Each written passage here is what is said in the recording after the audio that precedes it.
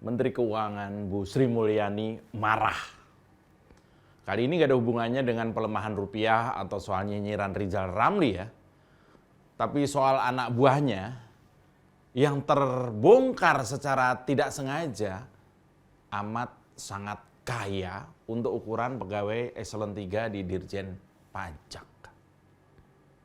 Memang iya, di masa pemerintahan Pak Jokowi ini seperti Tuhan itu berpihak banget. Tiap ada pejabat yang nyimpang atau nggak bener, itu biasanya alam yang membongkar. Ada aja kejadiannya. Mirip misalnya apa ya? Ya seperti kemarin lah kejadian Sambo. Akhirnya terkuak borok-borok di kepolisian. Kemudian juga misalnya kejadian PSSI. Kejadian mafia minyak goreng dan lain-lain. Ini juga bisa mirip kejadian yang nyerempet ASN di Dirjen Pajak. Meski baru eselon 3, tapi konon hartanya tuh sudah puluhan miliar, ngalahin hartanya menteri. Ya, bisa saja itu harta pribadi yang sudah ada sebelum dia jadi pegawai pajak misalnya. Atau harta warisan, atau harta hasil undian mungkin. Tapi dari hasil laporan kekayaan staf ini yang disampaikan ke KPK ya, memang ada kenaikan yang drastis selama jadi pegawai pajak. Tapi yang jadi sorotan lebih tajam adalah gara-gara kelakuan sang anak yang kelewat hedon dan diduga kriminal. Dan sekarang si bapak ini ikutan kena sorot tajam netizen Indonesia. Saya barusan lihat video. Video ini adalah rekaman keganasan kelakuan dari si anak ini tadi.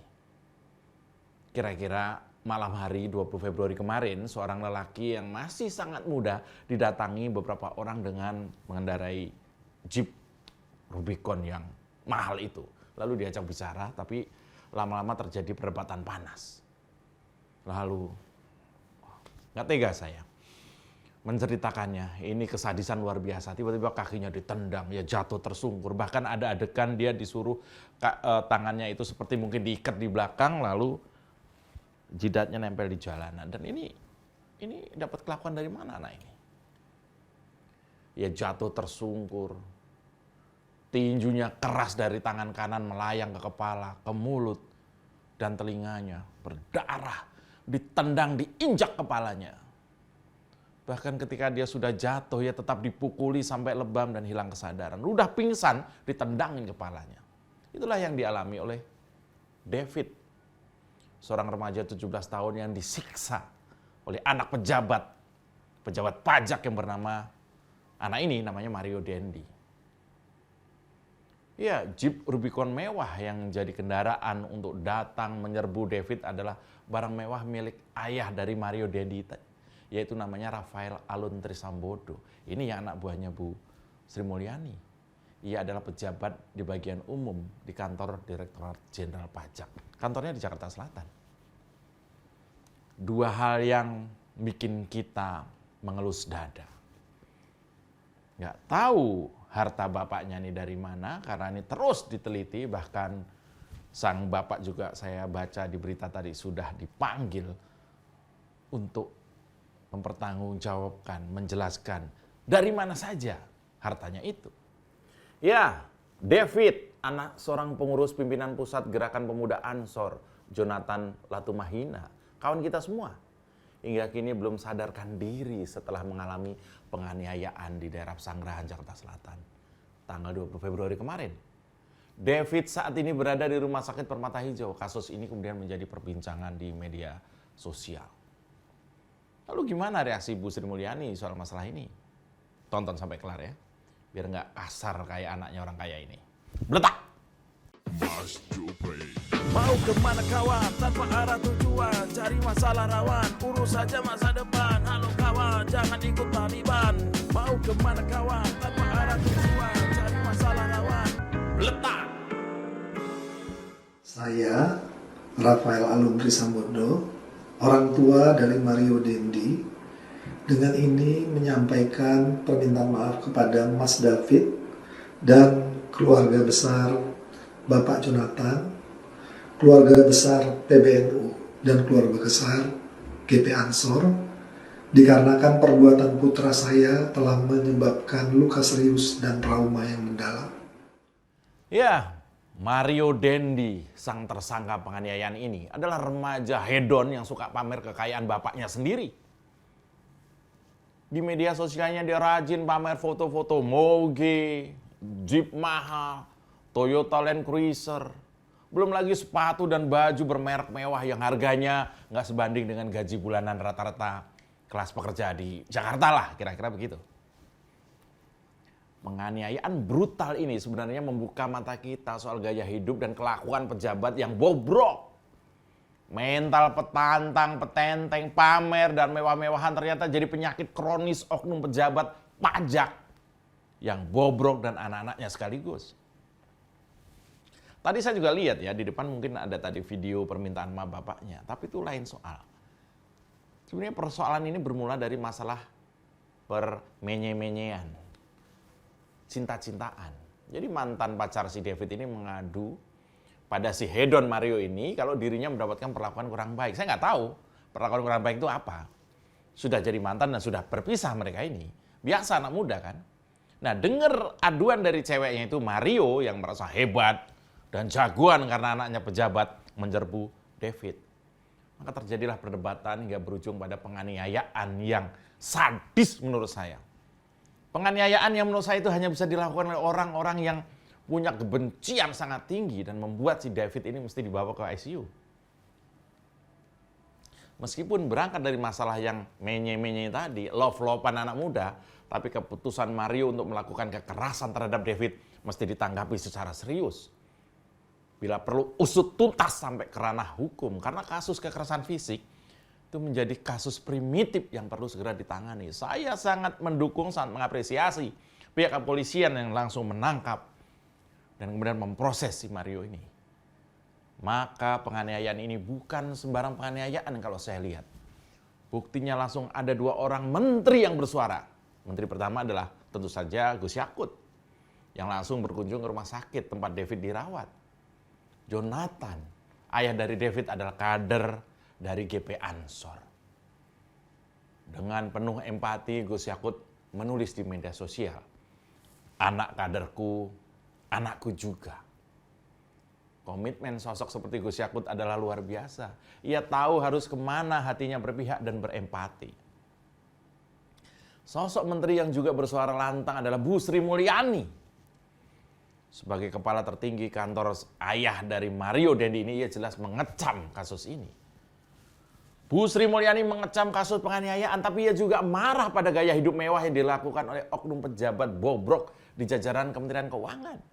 Soal Jeep Rubicon yang mewah harganya miliaran dan juga penyakit pamer, Sri Mulyani tegas akan mengadakan penyelidikan serius. Mampus kata orang.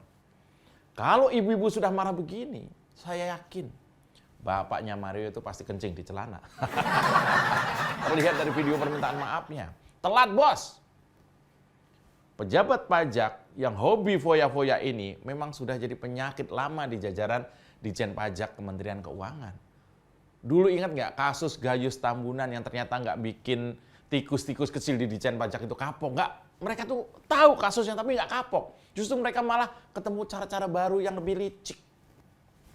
Akibat bermain dengan cara kotor, mereka jadi lebih licin dari belut. Ditangkap aja nggak cukup. Mereka perlu dibikin kapok sampai ke akar-akarnya. Rafael Alun Trisambodo harus membuktikan dari mana hartanya yang sedemikian berlimpah itu. Yang memang kalau tidak ada kasus ini, tidak mungkin pegawai ini diusik. Mentalitas korup yang ditenggarai diderita oleh para pegawai pemerintahan, salah satunya ya bisa dilihat dari gaya hidup mereka sehari-hari. Dan kemudian publik mulai gatel mencari tahu dari mana orang yang selama menjabat sebagai pegawai Ditjen Pajak ini, anaknya malah kerap pamer mobil dan motor mahal yang dikendarai. Tadi ada moge, ada Jeep miliaran, ada mobil yang kita mungkin hanya dengar aja sudah merinding harganya, berjejeran seperti ikan pindang di garasi rumah. Mobil itu rupanya digunakan pula oleh Mario Dendi saat melakukan aksi penganiayaan terhadap si David. Makanya dijadikan barang bukti. Dalam beberapa unggahan terlihat SUV Amerika itu menggunakan plat nomor berbeda. Pertama itu 2571 PBB. Lalu beda lagi, lalu beda lagi. Anehnya, saat ditelusuri di halaman informasi data kendaraan dan pajak kendaraan bermotor pemerintah Jakarta, plat dengan nomor kendaraan miliknya itu tertulis tidak ditemukan, alias bodong. Betapa memalukan. Anak orang yang bekerja di Ditjen Pajak kok pakai plat bodong? Nggak akan bayar pajak ya. Ketika dicek lagi di halaman yang sama, lagi-lagi plat nomor B120DEN itu masih tidak ditemukan. Plat lain juga terdaftar atas nama mobil yang lain. Ini berbahaya ini. Ya, dalam halaman pembayaran pajak atau informasi tentang kendaraan, nomor kendaraan itu ditemukan bahwa mobil itu belum membayar pajak yang jatuh tempo pada 4 Februari bulan ini. Ini bahaya banget. Kerja di Ditjen Pajak tapi nunggak pajak. Kalau terbukti benar, kampret ini orang kalau sampai nggak dapat sanksi maksimal dari Bu Sri Mulyani, kampret orang ini. Ya, ternyata kekayaan Rafael ini tidak berhenti pada mobil dan motor miliknya yang mahal. Bahkan laporan keuangan miliknya patut dicurigai juga. Bahkan sudah jadi indikasi mental korup bahwa Rafael ini melalui kekayaan yang banyak bodongnya ini. Ada indikasi. Harta kekayaan dilaporkan oleh Rafael itu pada Februari tahun lalu itu memiliki total kekayaan 56 miliar. Tapi anehnya, ia tidak mencantumkan itu mobil Rubicon itu nggak ada. Land Cruiser itu juga nggak ada. Moge juga nggak ada. Oh, dari mana? Masa rental? Anehnya juga, Rafael cuma sudi melaporkan 2 unit mobil pertama, yaitu sedan Camry tahun 2008, mobil lawas, juga mobil Kijang yang harganya kira-kira cuma 300 jutaan. Mentang-mentang megang masalah pajak dan keuangan ya, Rafael ini dengan leluasa hidup berfoya-foya tanpa membayar pajak. Kalau ada bukti korupsi atau gratifikasi, betapa ini menyakitkan masyarakat para pembayar pajak seperti kita ini. Belum lagi tingkah anaknya yang lewat hedon. Jelas ini bakal jadi penyakit turunan yang mesti segera ditangani secara tegas oleh Bu Sri Mulyani. Ya, saya melihat tingkah keanehan Rafael ini nampaknya membawa kita kembali pada Gayus Tambunan yang jadi maklar pajak terbesar di zamannya SBY dulu. Dia sampai pernah punya ratusan miliar karena licik ngakalin sistem perpajakan si Gayus Tambunan ini. Bahkan dia yang harusnya ditahan di penjara malah kabur ke Bali, ke Singapura dengan uangnya yang masih super banyak itu. Mental korup para tikus di Ditjen Pajak ini mestinya disikapi sebagai penyakit serius yang bandel dan perlu diberesin lah. Melihat fenomena itu, syukurnya Bu Sri Mulyani berani turun tangan sebagai sosok penuh keberanian. Ia selalu lantang bersuara soal mental korup dan bobrok para bawahannya di Kementerian Keuangan. Amarah Bu Sri Mulyani tentu bikin tikus-tikus kecil di Kementerian Keuangan jadi takut untuk nyolong, memasukkan laporan kekayaan dan menipu rakyat.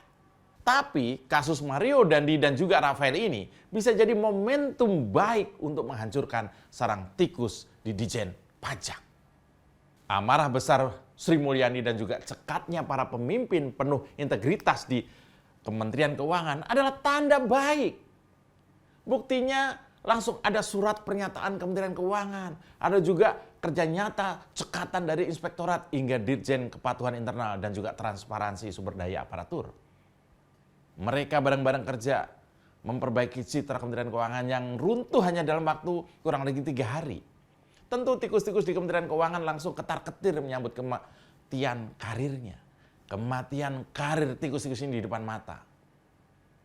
Dan tentu buat Ananda David, semoga lekas sembuh.